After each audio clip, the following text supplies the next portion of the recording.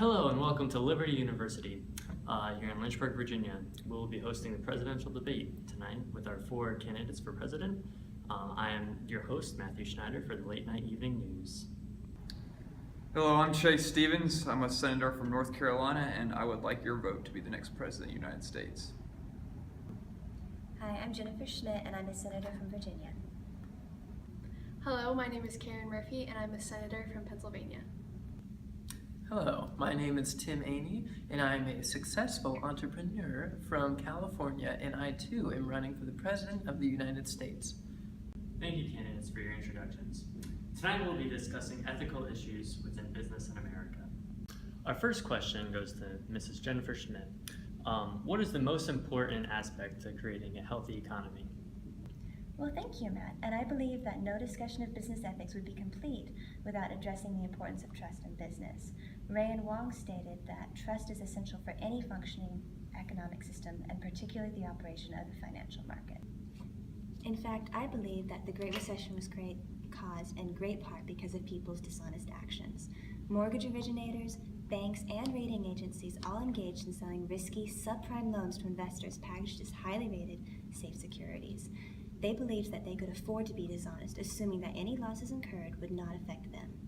However, they were affected, like all Americans, by the nationwide, long-lasting recession that ensued. Some of them, including the Lehman Brothers investment firm, went bankrupt as well. Thank you, Jennifer. Now, Mr. Stevens, how do you foster trust in the marketplace?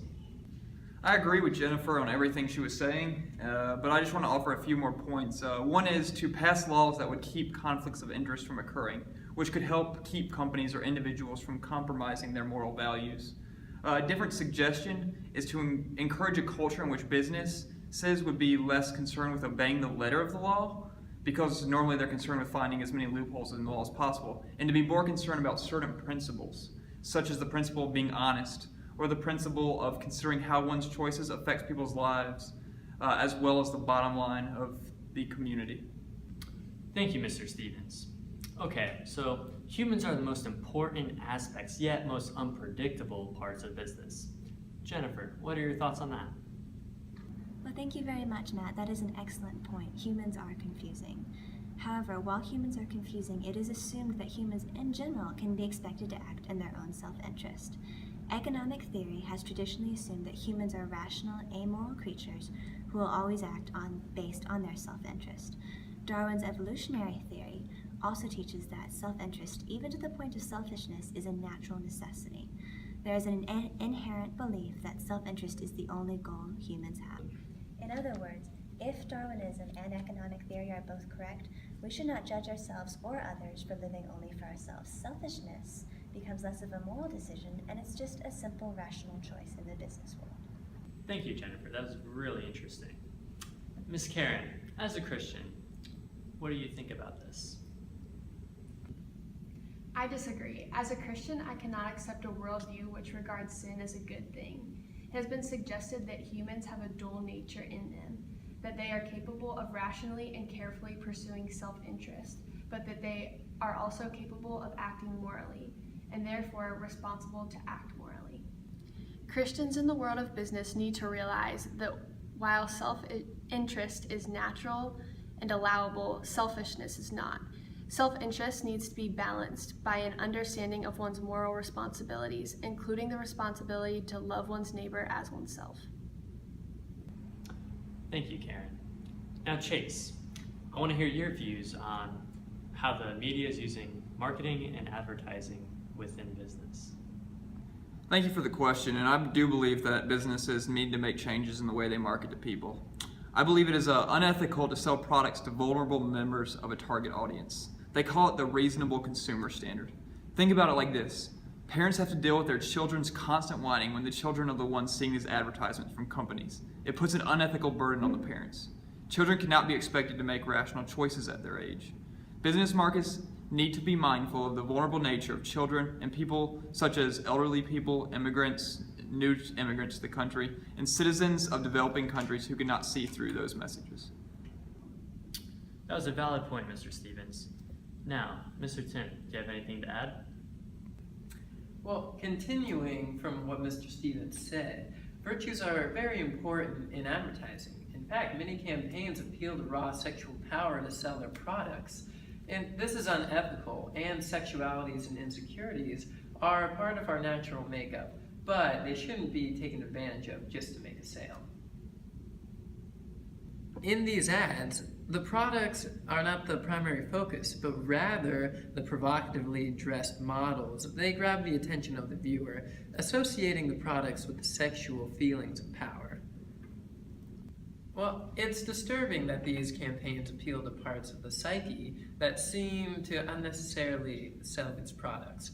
And once again, I agree with Mr. Stevens, but I also want to add that advertisements should stick to healthy methods such as friendship, physical, and even social well-beings as a means to reach the audience, as opposed to the unethical and unnecessary associations.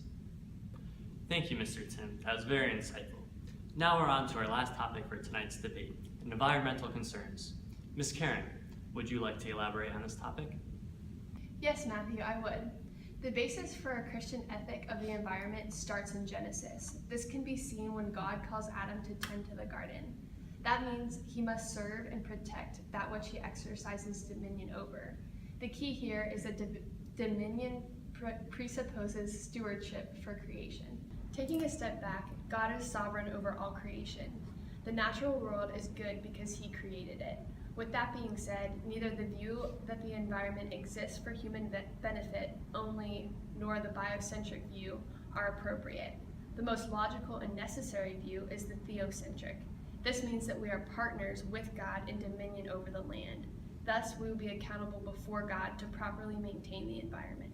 Yes, going off what Karen also said, creation also has value because the natural world will be redeemed when Christ returns. Romans 8:19-21 attest to that. Ultimately, we ought to care for the environment because it is a key part of the redemptive plan. Those are good points, everyone. Now back to Mr. Tim. How can the businesses be responsible to the environment? Well, yes, Matt. There are 3 ways that businesses can responsibly use creation in a permissible way that supports the production of services and products for human flourishment. The first point is that we have to reframe the issue.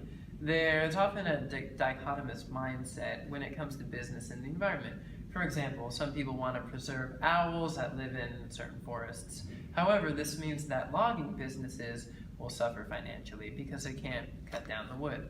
However, we must not view business and environment as dichotomous, but as a way to integrally connect human interests with natural ones.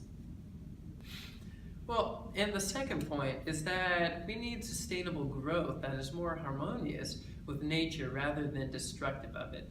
And products can be composed of either materials that biodegrade and become food for biological cycles, or made of technical materials that they can stay in closed-loop technical cycles in which they continuously circulate as valuable nutrients for industry. So the final point is that responsibility needs to be drilled into consumers, business leaders, and governments. Businesses should capitalize on green initiatives that fit within a strategy and profitable win-win frameworks. That's a great point, Tim. I've heard of an example that McDonald's has a clean oceans movement to ensure the availability of filet of fish sandwiches. Their strategy supports profit and the environment. Although it may not be cost-effective at times, it will ensure the sustainability of resources and raw materials which businesses need to make products. Well, this concludes our debate for tonight. I want to thank all the candidates for coming out and for everyone who was viewing tonight. I hope you have a wonderful evening, and God bless.